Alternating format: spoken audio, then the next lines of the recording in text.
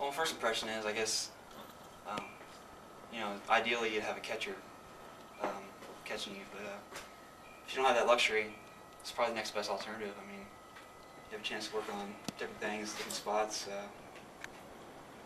You can really get some valuable work in when you don't have your ideal situation.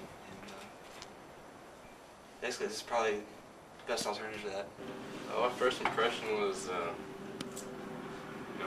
why hasn't somebody thought about that before? Some idea like this. Yeah, I think it's going to help a lot, because you don't have to have a catcher when you use it. You can go down to the bullpen and use it on your own. Don't have to get a position player to come over there with a mitt and stand up and hold his glove between his legs and try to get him to catch you. And I think it's a great idea. When you're, it really makes you focus that much more on what you're doing. I mean, you probably get more use out of a flat ground, or even if it's a bullpen, the mound or off the flat ground. It'll force you to focus in on numbers or a zone or what have you. It's help you hit your spots and really focus on hitting a specific section of the zone.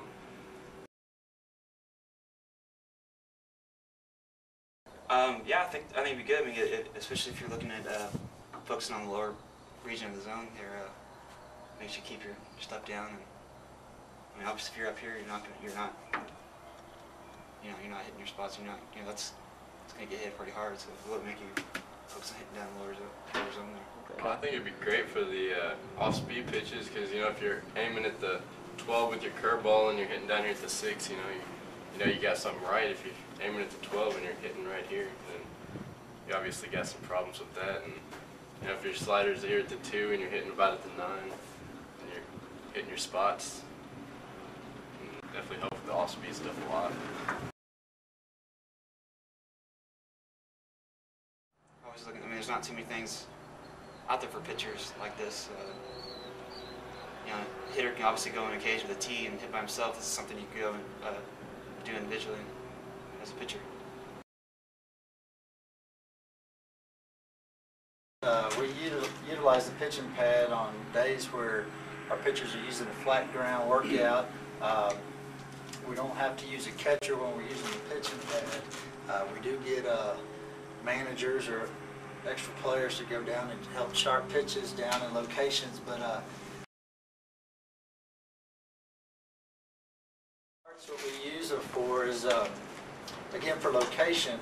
And throughout the season, once we start at the beginning of the year, we chart each pitcher down, and every time they use the pitching mat, we chart down their pitches.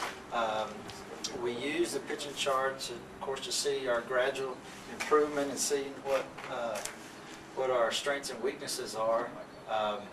If we're getting better here or weaker here. And but basically, the pitching charts are used for taking a look at our strengths and weaknesses, and our, of course, our improvements. So,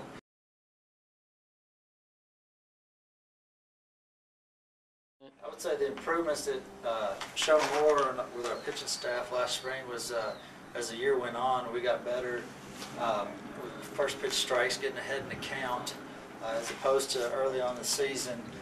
Not being ahead in the count and being in a situation where we didn't want to be, and of course having to come with a fastball, behind in the count and more of a hitter's count there rather than a pitcher's count. But it has helped us get ahead in the count, and especially hitting our spots better as well.